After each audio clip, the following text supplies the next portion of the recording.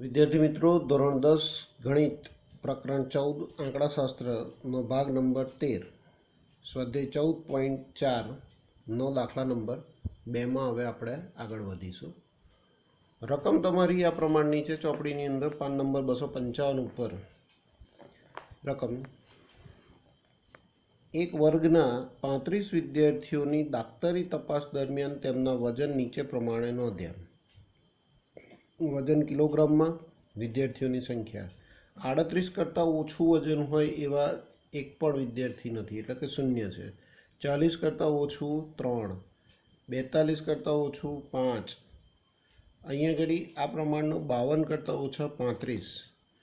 अहींया घड़ी ध्यानथी नोंधजो के विद्यार्थियों की कुल संख्या केटली है 35 है अने अहींया घड़ी 52 करता ओछू जेनुं वजन है एनु पण 35 आवे छे। एटले एनो मतलब शुं थयो विद्यार्थी मित्रों के आ तमने जे आपी छे एक प्रकारनी संचयी आवृत्ति छे एवुं स्पष्ट थाय छे।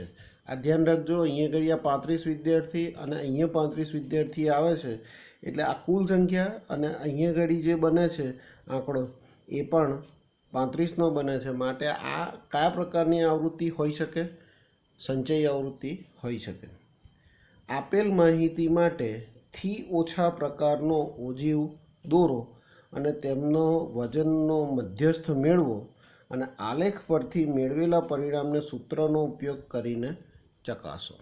एटले विद्यार्थी मित्रों, अहींया घड़ी आपणे आलेख दोरीने समजवानो छे अने साथे साथे एने सूत्रना आधारे पण बंनेनी कम्पेरिजन आपणे करवानी छे। ध्यान राखजो, आ दाखलो थोड़ोक मोटो छे परंतु अघरो नहीं, जेनी नोंध लेशो। हवे जो आगला दाखलानी अंदर तमे जो ध्यानथी जोयुं दाखला नंबर 1 नी अंदर, तो एक दाखलानी अंदर आपणे एवुं कह्युं हतुं के वर्ग तमने आप्यो तो वर्ग उपरथी आपणे ऊर्ध्वसीमाना आधारे आपणे आ बनाव्युं हतुं, बराबर। अने पछी संचयी आवृत्ति शोधी हती अने पछी आपणे बिंदुओ लख्या अने पछी आपणे आगळनुं काम कर्युं हतुं। पण अहींया कर तो ऑलरेडी बंने वस्तु तैयार तमने आपी ज दीधी छे। एटले बिंदुओ कया बनशे? 38 0, 38 आ 0, पछी 40 अने 3, पछी 42 अने 5, पछी 44 अने 9, 46 अने 14, 48 अने 28, 50 अने 32 अने 52 अने 35। ओके, એટલે ખાસ આગળ મેં રકમ ચોપડીની અંદર સમજાવી હતી એના આધારે જ હું તમને કહું છું કે આ તમારો ક્યુમ્યુલેટિવ ફ્રીક્વન્સી છે, એટલે કે આ તમારો CF છે, સંચયી આવૃત્તિ। કારણ કે અહીંયા આગળ તમારું જે ટોટલ જે છે વિદ્યાર્થીઓની સંખ્યા છે એ અને આ જે છેલ્લો આંકડો છે એ 35 થાય છે। હવે એના આધારે આપણે સંચયી આવૃત્તિ અને थी ओछा प्रकारनो, अहीं करता ओछू लख्युं छे पण थी ओछा प्रकारनो ज छे एवुं समजी लेवाय। चलो मित्रों, हवे आपणा जे आ बिंदुओ जे छे आगळ आपणे दाखलो गण्यो ए ज प्रमाण मैं तैयार राख्युं छे। मैं तमने कहेलुं के एक्स अक्ष उपर ऊर्ध्वसीमा लेवानी छे अने वाय अक्ष उपर हमेशा शुं आवशे? संचयी आवृत्ति आवशे। आ ध्यानथी जुओ तो एक्स पहलो घटक जे हशे एक्स पर हशे अने बीजो हशे वाय घटक हशे। तो 38 40 42 44 46 48 50 अने 52। तो अहींया के बबे बबेनो गैप छे। तो अहींया घड़ी मैं पण एक तैयार राख्युं के अहींया के तूटक रेखाथी आगळना बधा मूल्यो बताव्या 38 40 42 44 46 48 50 अने 52। ओके, चलो एवी ज रीते वायनुं केवुं छे जुओ तो कि 0 3 5 9 14 28 32 अने 35। तो एना माटे पण योग्य माप लई अने शुं कर्युं आपणे 5 10 15 20 25 30 35 अने 40 आपणे लीधा छे। हवे आगला दाखलाओनी जेम ज आपणे काम करीए। आगळ दाखला नंबर 1 गण्यो ए ज प्रमाणे। तो अहींया घड़ी आपणे सौथी पहेલું तो कयुं मूल्य है? 38 अने 0 आम आवशे, बराबर। पहेलुं આ તૈયાર, ટીક માર્ક કરી દીધું. પછી બીજું કયું છે? 40 અને 3. 40 અને 3 એટલે આ 40 છે. દરેક બે કાપાએ એક મૂલ્ય થશે, એટલે અહીંથી તમે ગણો તો 6 લીટીઓ તમારી થાય, એટલે તમારું એ 3 ઉપર પહોંચશે. ઓકે, ચલો બીજું પણ ક્લિયર. પછી કયું છે? 42 અને 5.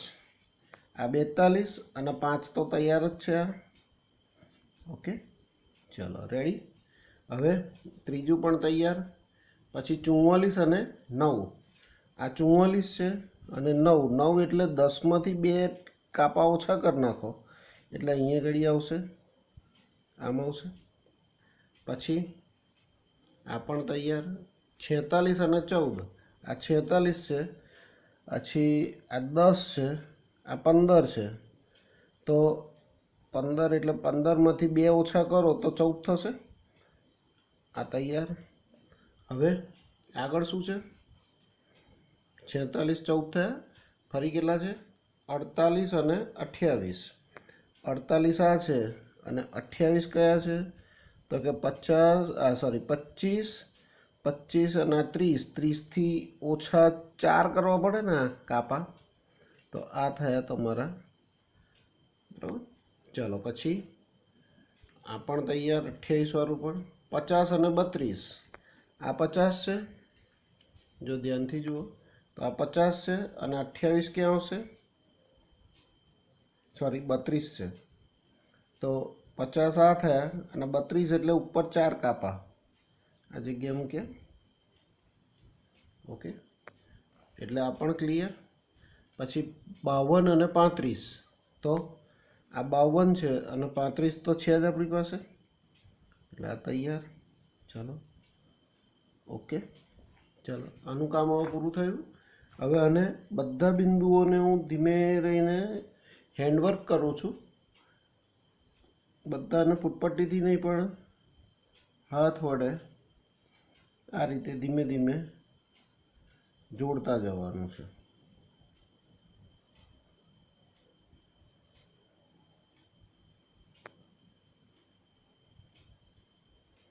આ મિત્રો ખાસ આ નોંધશો.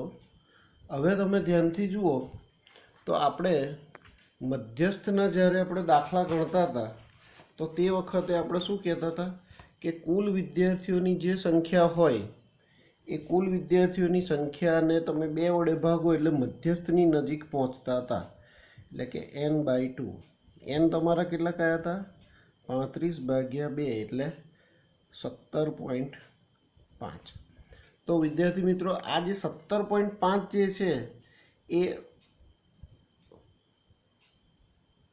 y અક્ષ ઉપર તમારું મૂલ્ય થાય છે, અને એ જે y અક્ષ ઉપર તમારા 17.5 જે છે એને વક્ર સુધી તમારે લંબાવવાના છે.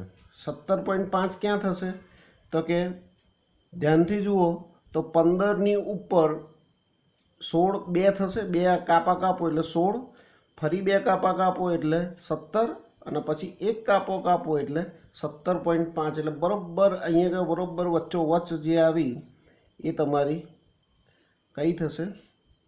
17.5ની વેલ્યુ થશે. અને આ રીતે એને વક્ર સુધી તમારે લંબાઈ દેવાની છે, અને પછી એને x અક્ષ ઉપર લંબાવવાની છે. હવે ધ્યાનથી તમે જુઓ તો કંઈક ભૂલ થાય છે આપણી. જો ધ્યાનથી તમે કામ કરશો, એક મિનિટ અહીંયા ઘડી આપણે સહેજ નજીક આવે છે, આ નથી, આ જે નવી દોરી છે તે છે. જો ધ્યાનથી તમે કામ કરશો ને તો આ 46 છે, આ 48 છે.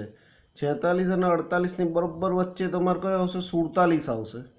અને 47 અને 46ની બરાબર વચ્ચે છે આ, તો એ કેટલા થશે? 46.5 થવા જોઈએ.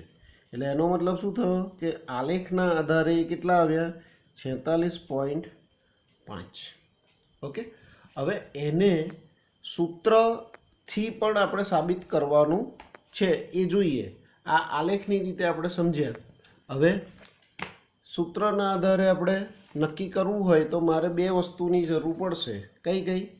એક તો વર્ગની જરૂર પડશે, આવૃત્તિની જરૂર પડશે, અને બીજી કયાની જરૂર પડશે? સંચયી આવૃત્તિની. તો પહેલાં તો વર્ગ બનાવો, પછી આવૃત્તિ, જેને આપણે શું કહેતા હતા? એફઆઈ કહેતા હતા, અને સંચયી આવૃત્તિ જેને સીએફ કહેતા હતા. ઓકે, ચાલો. હવે તમારી પાસે આ વસ્તુ છે તો 38થી ઓછું, બરાબર. હવે તમે ધ્યાનથી જુઓ તો આની અંદર બબ્બેનો ગેપ પડે છે. 38, 40, 42, 46, 48, 50 અને 52. તો અહીંયા આગળ પહેલાં આની આગળ કયો હશે? 36 હશે. તો પહેલો વર્ગ તમારો કયો બનશે? 36થી કેટલા? 38. ઓકે, ચાલો, પહેલું કામ પૂરું. હવે બીજો વર્ગ કયો બનશે? 38થી 40. હવે બબ્બેનો ગેપ મૂકતા જઈએ તો 40થી 42, 42થી 44, 44થી 46, 46થી 48, 48થી 50. અને જો અહીંયા ધ્યાનથી જુઓ તો 50 કરતાં ઓછું આવી ગયું. 52 કરતાં ઓછું છે એટલે છેલ્લો મુદ્દો તમારો કયો આવશે? 50થી 52. 52 કરતાં ઓછાની અંદર આવી જાય. હવે આગળનો વર્ગ બનશે નહીં. પરંતુ હવે જે બહુ મહત્ત્વની વસ્તુ આવે છે કે આ તમારો સંચયી આવૃત્તિ જ છે એવું માની લો, અથવા આપણે આગલા મધ્યસ્થના દાખલાની અંદર પણ આપણે જોયું હતું કે આ તમારી જે રકમ જે હોય એના આધારે વર્ગ કેવી રીતે બનાવવો. તો પહેલો જે હોય તેનો તે જ લખતા હતા. પછી શું કરતા હતા? આમાંથી આ બાદ કરો એટલે 3માંથી 0 બાદ થાય એટલે 3, બરાબર. પછી 5માંથી 3 જાય તો 2, 9માંથી 5 જાય તો 4, 14માંથી 9 જાય તો 5, પછી 28માંથી 14 જાય તો 14, પછી 32માંથી 28 જાય તો 4, અને છેલ્લે 35માંથી 32 જાય તો 3. પણ આ બધાનો જો સરવાળો કરશો તો તમને 35 મળવો જોઈએ. 3 ને 2 5 ને 4 9, 9 ને 5 14, 14 દુ 28, 28 ને 4 32 ને 4 35 થઈ ગયા. સંચયી આવૃત્તિ હવે તમને શોધતા આવડે જ છે. હવે આની કાંઈ જરૂર નથી આગળની. હવે તમારું સૂત્ર તૈયાર છે. આગળ ઘણા બધા દાખલા ગણીએ એમ. 0 ને 3, 3, 3 ને 2 5, 5 ને 4 9, 9 ને 5 14, 14 ને 14 28, 28 ને 4 32, 32 ને 3 35. ઓકે, ચાલો. સૂત્ર આપણું તૈયાર છે. m બરાબર n/2 કરીએ તો 35/2 બરાબર 17.5. તો આ જે 17.5 જે છે તો 17.5 આ વર્ગની અંદર છે જ નહીં. તો એની અંદર સૌથી નજીકનો વર્ગ કયો થશે? તો કે 1, 2 ને 3. એનાથી મોટી સંખ્યા આ છે, પણ એનાથી આ ત્રણમાં સૌથી નાની કઈ? તો કે 28 વાળું. તો એ તમારો શું થશે? મધ્યસ્થ વર્ગનો એક કાલ્પનિક બ્લોક આપણે આવી રીતે બનાવી દઈએ છીએ. તો અહીં લખાય કે મધ્યસ્થ વર્ગ બરાબર કયો થશે? 46 થી 48. ઓકે, તો હવે ચાલો ધ્યાનથી કામ કરીએ. તો આ થઈ ગયું. તો હવે h બરાબર કેટલા? તો કે વર્ગ લંબાઈ કેટલી છે? ડિફરન્સ કેટલો પડે છે? 48માંથી 46 જાય તો 2. l કેટલો આવશે? Lower boundary 46. cf કેટલા? તો કે જે વર્ગનું આપણે બ્લોક બનાવે છે એની ઉપરનું એટલે કે 14. એફ કેટલા તો કે એ વર્ગના 14 જ આવશે, એફ આવશે. અને n/2 કેટલા આવશે? અહીં તો યાર જ છે 17.5.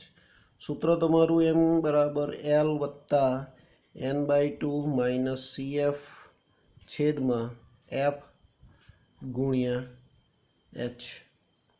l કેટલા છે? 46 પ્લસ n/2 કેટલા? 17.5 માઇનસ CF કેટલા છે? 14 છેદમાં f કેટલા? તો એ પણ 14 છે. અને h કેટલો? તો કે 2 છે. તો 46 વત્તા આ બંનેની બાદબાકી 3.5 અને અહીંયા કે ભાગાકાર થશે 7 દુ 14, આ 7 આવશે. એટલે 46 વત્તા કેટલા થશે? આમાં આ ગયા 7 પંચા 35 પણ પોઈન્ટ છે એટલે 0.5. એટલે 0.5 માટે m બરાબર 46.5. આ તમારો સૂત્રના આધારે જવાબ. અને જે આગળ આપણે ગ્રાફની રીતે કર્યું હતું એ ગ્રાફની અંદર પણ ધ્યાનથી જુઓ તો તમારે આ રકમની અંદર સહેજ ધ્યાનથી દોર્યું હોત તો અહીંયા આગળ 46.5 તમને મળી જ જાય છે. એટલે ખાસ આ વસ્તુ ધ્યાનથી જોજો કે ઓજાઈ વક્રના આધારે મધ્યસ્થ અને સૂત્રના આધારે મધ્યસ્થ બંને એક સરખા જ આવે છે, જેને નોંધ લઈશું.